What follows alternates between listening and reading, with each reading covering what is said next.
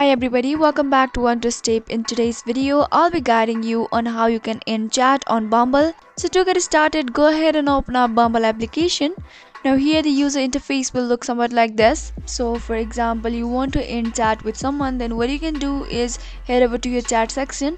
Now all your chats will be available or they appear on this chat section. But in here you can see I have got no matches until now on Bumble. But in order to chat with someone, you can just go ahead and tap on their profile and unmatch them. Doing so will help you successfully end chat with someone on Bumble. So if you found the video to be helpful and informative, go ahead and subscribe to our channel and also press the notification bell for more updates. I'll see you again in next video. Goodbye till then.